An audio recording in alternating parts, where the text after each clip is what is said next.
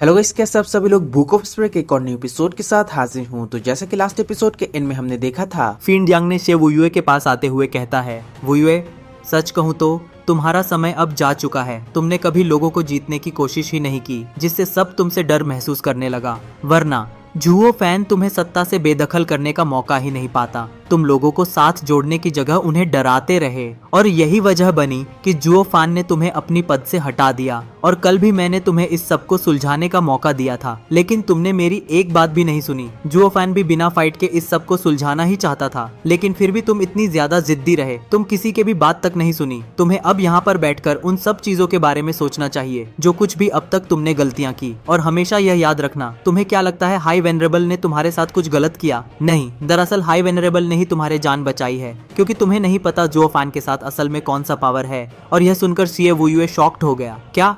फिर थोड़ा सोचते हुए अपनी मन में कहा, लेकिन आप मास्टर, आपने जो कुछ भी मेरे साथ किया है उसके बारे में तुम याद रखना।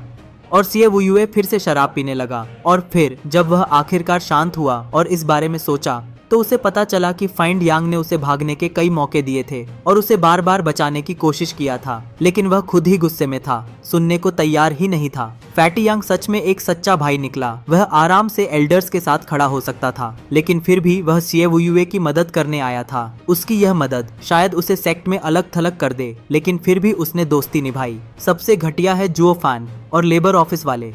मैंने ही उसे सेक्ट में लाया, मैंने ही एल्डर्स को लेबर ऑफिस में उसकी मदद के लिए भेजा, और अब जब उन्हें पावर मिल गई तो वे मुझ पर ही टूट पड़े।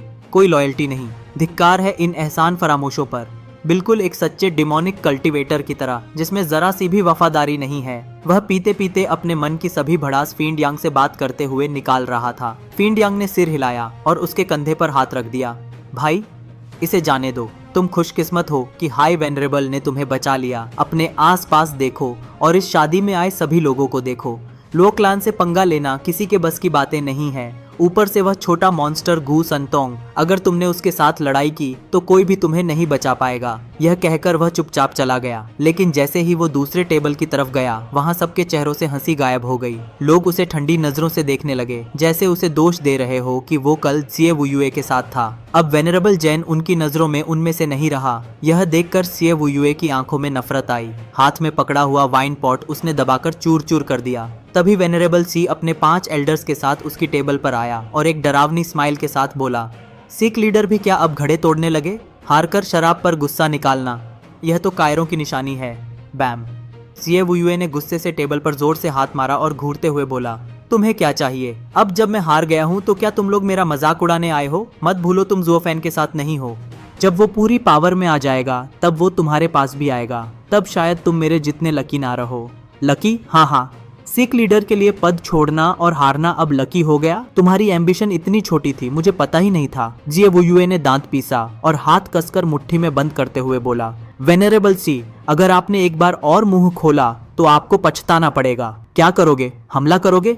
मैं तो डर गया। हाँ, तुमने जब कुर्सी छोड़ी तब कुछ नहीं किया, अब जब सब खत्म हो गया तो दिखावा कर रहे हो? बस इतनी ही औकात है? सीए वुयुए गुस्से में खड़ा हुआ, लेकिन उससे पहले कि वो कुछ करता, वेनरेबल सी ने उसका हाथ पकड़ लिया और बोला, इस वक्त सेक्ट का आधा हिस्सा जुओ फैन के साथ है। अगर तुम्हें फिर से उठना है तो तुम्हें मेरी जरूरत पड़ेगी, या ये बात तुम्हें समझ नहीं आ रही? सीए वुयुए रुक गया। उसकी आंखों में हल्की सी उम्मीद चमकी। तुम क्या कह रहे हो? तुम सच में मेरी हेल्प करोगे सत्ता वापस लेने में? बिल्कुल। जुओ फैन का रूल करना हमारे किसी के लिए भी अच्छा नहीं है। फिर वेनरेबल सी ने सिर हिलाया।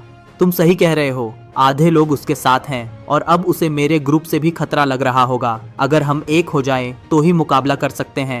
सीए वुयुए ने दिल को थामकर कहा, अब क्या फायदा? मैं हार चुका हूँ और तुम्हारी पावर भी जल्दी ही जुओ फैन निकल जाएगा। क्या तुम सच में उसे रोक पाओगे? क्या तुम कोई तरकीब जानते हो? हाँ, मैं जानता हूँ, वरना कोई आउटसाइडर 5 साल में हम दोनों को कैसे हरा देता। फिर वो हल्की सी मुस्कान के साथ बोला, तुम जानते हो कि हाई वेनरेबल ने क्यों तुम्हें नहीं चुना, जबकि तुम उसके डिसाइपल थे? फिर भी उसने जुओ फैन को सेक्ट लीडर बना दिया। यह सुनकर सीए वुयुए का चेहरा उतर गया। उसे अपने मास्टर द्वारा रिजेक्ट किया जाना बहुत दर्द दे रहा था। क्या मैं इतना खराब था कि उसने मुझे बर्बाद कर दिया? हुश। वेनरेबल सी ने एक जेड स्लिप निकाला और उसे दिखाते हुए कहा, हाँ, ये लो और खुद जान लो। सीए वुयुए ने कुछ पल तक उस जेड स्लिप को देखा, फिर चौंक कर बोला, ये तो, हाँ, ये डबल ड्रैगन मैनर में एंट्री पाने वालों की लिस्ट है।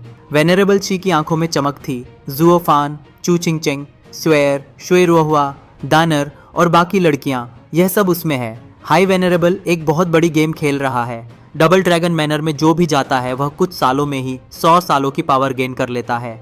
अगर हाई वेनरेबल ने जुओ फैन को दबा दिया होता तो सेक्ट अपने फ्यूचर एक्सपर्ट्स खो देती। जुओ फैन और उसके साथ जो डिसाइपल्स हैं, यह सब मिस्टिकल हेवन सेक्ट से छीन कर लाए गए हैं। यह सेक्ट को कई सालों तक आगे ले जाएंगे। हाई वेनरेबल तो इस डील में खुशियों से झूम रहा होगा। हाँ, अपना कीमती डिसाइपल खोकर 6 नए एक्सपर्ट्स को लेना, मैं भी होता तो यही करता। वेनरेबल शी ने हल्की मुस्कान दी। लेकिन एक दिक्कत है, एक विद्रोह को सपोर्ट करना अपनी रेपुटेशन को हानि पहुंचाता है। मैं तो यह नहीं कर सकता। लेकिन हाई वेनरेबल सच में सेल्फिश है। वो सिर्फ सेक्ट के फ्यूचर की सोचता है। हम जैसे आम लोग ऐसा नहीं कर सकते।